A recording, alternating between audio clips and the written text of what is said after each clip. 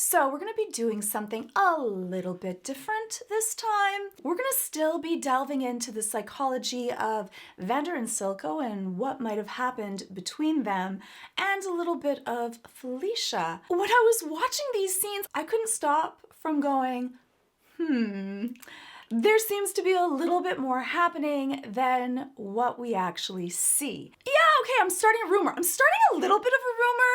I know, you're like, that's not very therapy of you. And I think that when we peel out the layers, it may make much more sense of what actually went on to drive Vander and Silco apart, and why Vander had such an emotional, visceral response to Silco and what happened after the battle on the bridge. And you can let me know if you think I am completely wrong for starting this rumor, or if you also had the same feelings that I did. So let's put on our therapy hats and delve into a little bit of some rumor making. I know. Should I ship? I shouldn't ship, but I'm shipping. I'm doing it.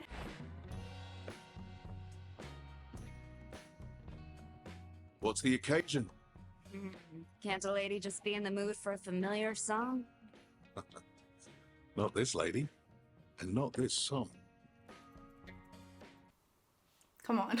I can't be the only one. The way that Vander speaks, which is usually kind of abrasive or tough or flat, I wouldn't even say flirty. Yet this is definitely Vander having a very warm tone. A little bit teasing.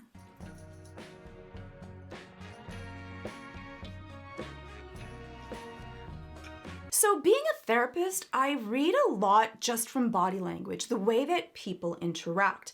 Most of language is through how we hold ourselves, the tone of which we speak, and the way that we move our body. And that tells us so much more than words from text do. And that's why you get so much more information by the way that they're holding themselves. And words on the screen are a horrible way to be able to inform things. This is why you should never have a fight through text. So much can be misinterpreted. If you take a look at just the way that Felicia moves, she's so captivating. She's so very happy on cloud 9. And I think that you can tell that Vander is definitely captivated with her. Let's play that little moment, that little look, that glint in her eye. That means something. And you can tell that Vander's just kind of eating it up and absorbing it. They are exceptionally close. Or more.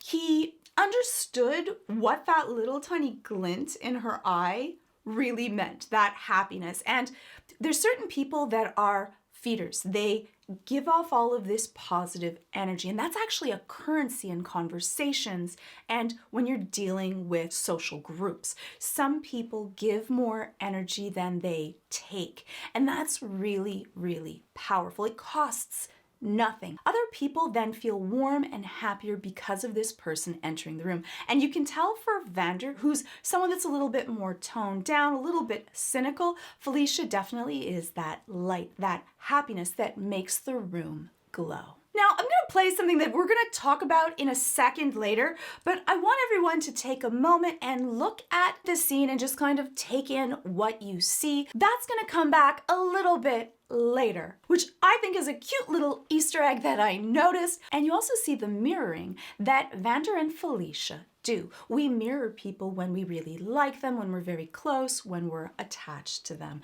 That's a way of showing I'm like you. And you can tell that Silco is paying attention to all of this, but in this group dynamic, he's a little bit more to the side. The closeness is definitely more between Felicia and Vander than it is Felicia, Vander, and Silco.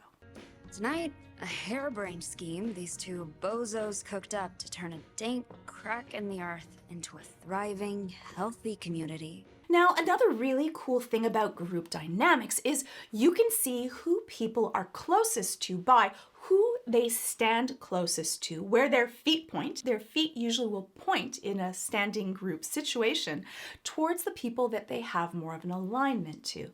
Plus, when someone else speaks or two people speak, the person that they choose to look at or listen to are going to be the ones that they either have more of an affinity to, or they want to have more of a positive regard towards, or that the positive regard returns to them. Taking a look at group dynamics, you find out so very much about what's happening and how people feel about each other just by what they do, their reactions in these situations. And Silco's still interacting, but he's also busy doing his own thing when Vander and Felicia, they're busy paying first attention to each other.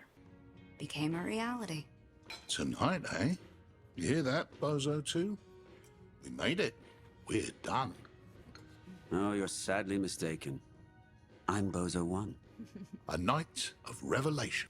I think that interaction is also really cute because you see Silco, when we see him in season 1, he's already more jaded. And so you're expecting him to, in that tone of voice, to be able to say something that's dismissive. But he's not. He's more playful and he's engaging. That's affirming. When you go against something, if he had said, no, I'm not a bozo at all, that actually would have lowered the level of feeling like I'm part of this group and made people feel like they're outsiders, or I'm separated from you, or I'm a little bit offended. So sometimes when people tease, it's actually the way to show affection and care. Often people tease people they feel the safest with the most. I'm knocked up.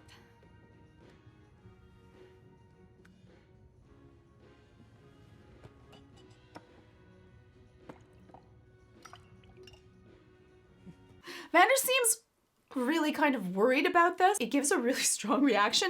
And I like that Silco looks over at Vander and Felicia about this, just to see his reaction and then to see her reaction to this. I'm just saying, like, I like that also that Vander immediately changes her drink. And this reminds me of the way that he would make Jinx a drink. She was powder then, and the way that he kind of threw the straw in at the same time. A girl. How do you know? Wasn't really part of my plan, but guess that's everything when you're living week to week. I think that what Vander was asking is, how do you know that it's a girl? But she doesn't answer this question. And I really like that Silco closed the book and got closer to hear what's happening and to be able to support, which I think shows a lot of care and love. You want to make sure that when someone's sharing something very deep or very difficult for them, that you let them know, I'm here for you and I'm listening. What did Connell say? I haven't told him. Working up the nerve. She's not telling Connell first, she's telling Vander and Silco before him. Now, that can sometimes happen when you're not sure how someone's going to react and when you're closer to other people. She definitely feels more safe sharing this information with Vander and Silco. But often it's the people that you know will have the most positive reaction are the people that you're going to feel the safest with. Or you do it with people that you feel that you want that in return, that affirmation. I don't know anything about kids. I get sweaty being alone with one. Hey, you're gonna be a great mother. Shut up. I'm not ready for that.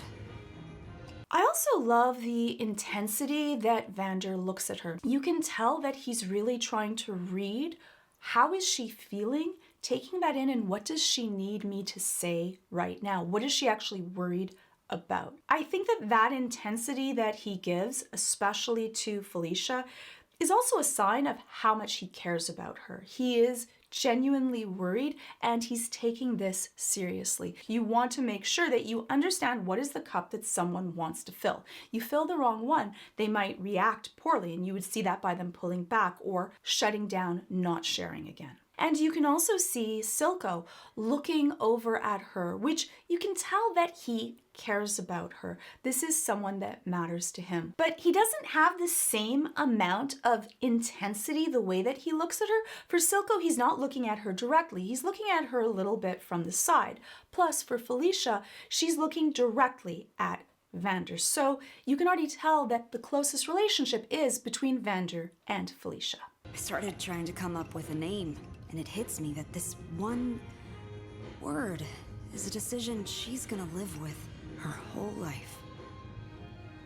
And you see for both of them, they're leaning in towards her. The closer that we lean in, that means that we're listening, we're here. And she's squared to Vander. And Vander is not only squared, but he's squared in a little bit. His shoulder is cutting off Silco. Now, you could say that these are just micro bits and they don't always mean everything. Sometimes it might be because your elbow just hurts and you feel uncomfortable. But a lot of the times it actually does matter. We will open up group situations to people that we want to have in, and we will kind of shoulder out people that we're kind of making a little enclosure towards others. And I think that this for Vander is him just being protective of Felicia. Not that he's specifically wanting to shut Silco out of the conversation. Or maybe he finds that this is a really personal conversation that is mostly between him and Felicia. But you can see now she's turning a little bit more towards Silco, so she wants him to be involved in this next part. I don't care if you have to carve it out of the bedrock covered in blisters. You're not allowed to fail anymore. For her, for me. Tis on then. Blisters and bedrock. I've always liked the name Violet. And that's the name that she chooses. So Vander also chose the name for Vi, which, I don't know, maybe Connell should have an idea. Does Connell know? It's just one of those little, is there more to their relationship than meets the eye? I can't be the only one that thought, interesting. I know, they just want to tie the story together. But I think that also they are trying to give a little bit of a seed of perhaps there's more of a reason of why Vander reacted so passionately, with so much volatility. It makes just so much more sense if this is because he has an even deeper relationship than meets the eye. So for Felicia, Vander was the first person that she told. She specifically asks him to protect them, to help raise them, and he gets to name her. I'm just saying, throwing some ideas out there. There's definitely a very deep and close relationship. Perhaps platonic, perhaps not, between both of them. And then going back to these scenes in a chronological order makes so much more sense to really see then what happened next. It's interesting because when I went back to the scene, I didn't fully understand it. You can take a look at my Vander video. I didn't fully get this scene, the severity, the gravity of this scene, and I misinterpreted one of the moments because I didn't know what happened before. Context matters. Knowing who someone is, the better you get to know them, the better you can understand why they do things. So let's take a look at this scene from season 1, episode 1 of Arcane.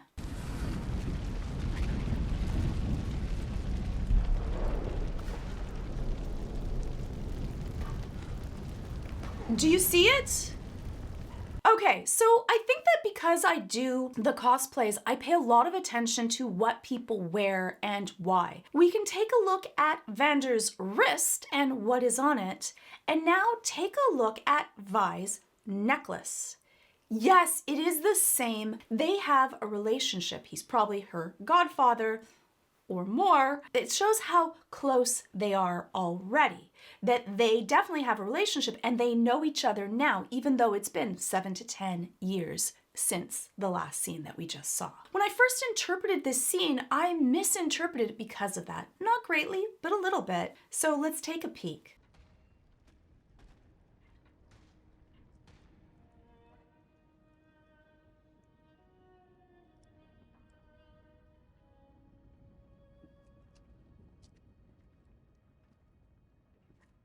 See, so at first Vi is scared. She sees this man, she's in the background, she doesn't know who he is, and right away she goes to protect Powder, which I think also is really sweet. But this is the part that I missed.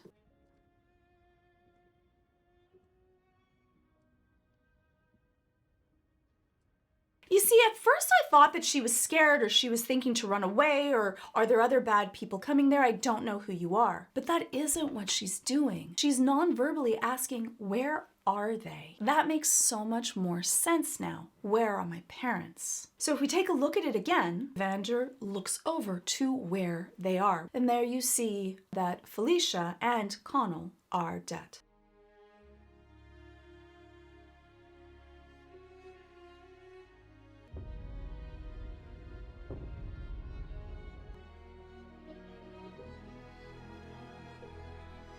And it makes so much more sense that Vi would go with him. She feels so much more safe going with Vander because she knows who he is, because her mother felt safe with him and trusted him.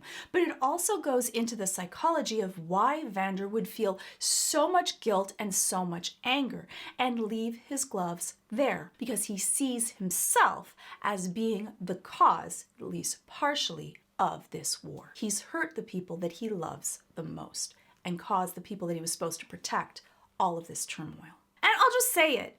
Now, when we talk about Vi and, I'll just say the rumor, like, maybe Vi is Vander's. I'm just throwing it out there as an idea. Vi is an exceptionally good fighter, using exactly the same weapon that Vander does. And you could just say, well, you know what? She really looks up to him and she cares about him. But she's one of the best fighters in all of Zaun. She's amazing at it, which would say that she probably has, not just from a learned skill, but a genetic predisposition. And if you look at Connell, I don't think that he has that genetic disposition. Now, maybe Felicia does. She definitely has some guns on her. So I'm just saying, it makes sense. She uses the same weapon that he does. She has a lot of the same reaction types. Her personality definitely also mirrors Vander's. She's wearing his bracelet. I'm just saying, there are definitely ties there. There's definitely enough to go, that's all.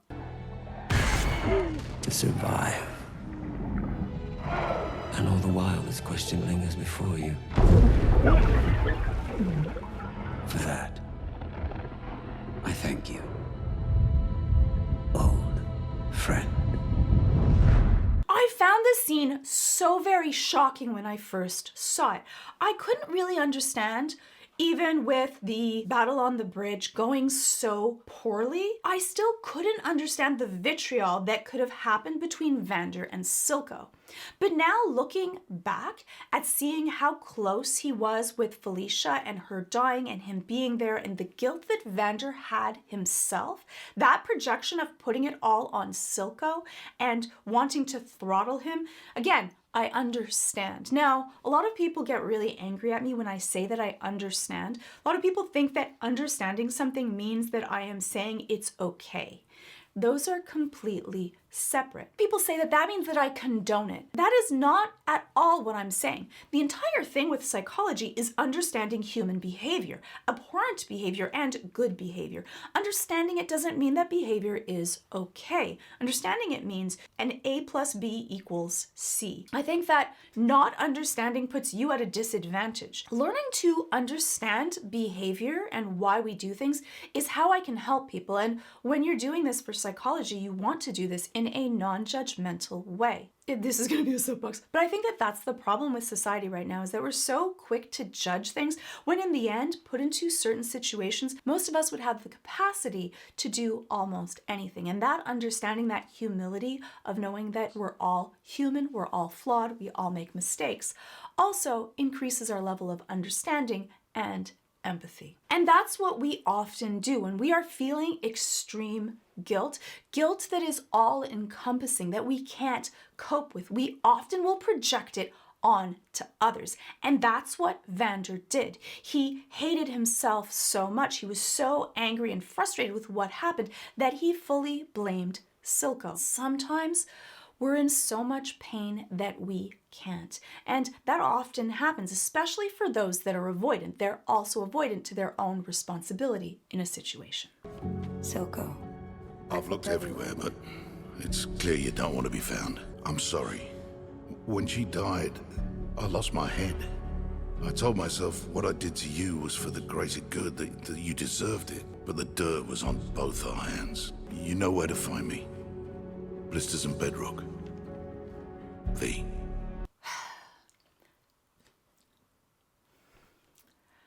Even without looking through the scenes, this apology fell flat for me. It was not a great apology. I love Vander, but this, and I'm not going to say that he's good at apologies. I don't expect him to be. Maybe this is really a big deal for someone like Vander, but it doesn't really deal with the gravity of trying to kill someone. Like, he tried to drown him. He lost an eye, I believe, from this. When you have an apology, that you fully can comprehend and empathize and be inside of someone else's shoes and position. I don't deserve to be forgiven for what happened. I could not handle it. This was my fault. I should not have done this. I hope at some point you will be able to forgive me. Let me know what I can do. This was undeserved. A little bit of I lost my head. It just seemed like it was not enough. Now, again, I understand where Vander was coming from. This was someone that he loved deeply. He lost. He dealt with the trauma of having to see the effects on the kids. He couldn't handle his own guilt, and he just blamed Silco and wanted revenge. And so he took it out on the closest person that he had that he could. This apology was not enough to actually, I think, repair anything. I know that for Jinx and Vi in this situation, in this scene, they act like this could have changed things, but if I were Silco, this would not mean very much to me. So put yourself in Vander's shoes. You are absolutely in love with someone. They are the person that feed you, that make you feel better, that give you that sense of happiness and joy. And if you've ever had someone in your life that just made you feel happy just being around them, that's magical. And even if it's platonic, it matters so much. And what if it's not platonic and it's actually more? I love them. And we could take a step further that maybe I love them and Vi is actually my daughter, and now they are lost to me. Lost to me because of something that I blame on someone else's actions. You can definitely understand how Vander would completely lose his mind. That doesn't justify it. I just want you to be able to understand that that makes so much more sense looking back on what could have happened to tear these two close friends, these two brothers, apart. You don't have to fight your way out of every battle, or if you are gonna fight it with your mind, not just your fists. And you can do so with today's sponsor, Brilliant.org. Learn, enhance, grow with Brilliant's ever-expanding set of new courses. Brilliant makes college-level courses to help you be as strong as you need to be.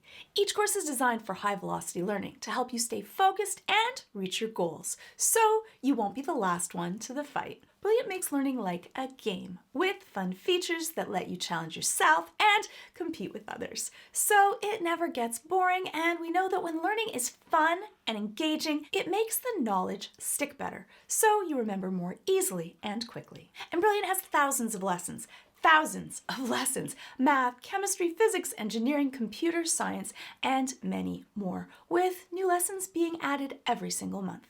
I've done their courses on algebra, logic, geometry, and I found them engaging. But not just engaging, I found them easy to learn with because you just have to practice for 15 minutes a day. That's it. No one can tell me that they don't have 15 minutes. And that's the way that I did their course on logic. I got to construct those critical thinking skills that are the basis for mathematical reasoning.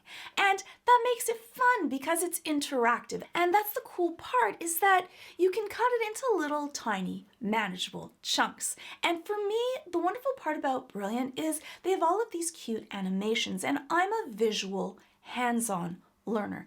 That helps me learn better when I can see something, a concept, not just read it or hear it. And if you're still not sure, why don't you just try everything? Yes, everything Brilliant has to offer for free for a full 30 days. You can do a lot of courses in 30 days. Just head on over to brilliant.org/GeorgiaDow or click on the link in the description. And yes, doing this helps out my channel. So by learning something for free, you will also be helping my channel out as well. And if you want more, which I'm sure you will, you can get 20% off of an annual premium subscription by clicking on the same link. So just click on the button on the screen or head on over to brilliant.org/GeorgiaDow. Yes, Georgia Dow. You could use other links, but don't use mine. Clicking on that button helps out my channel, so thank you so much to Brilliant, and thank you to you. So this is a little bit of me perhaps starting a rumor, perhaps shipping Felicia and Vander together, but come on, you can't have said that you didn't think it at all, that there weren't little tiny, that's interesting moments that were planted here for all of us to feast on. But you can let me know if you think I'm completely wrong or right in the comments below of the relationship between Vander and Felicia. And what happened to Silco? Because we love Silco, or hate him. Love him.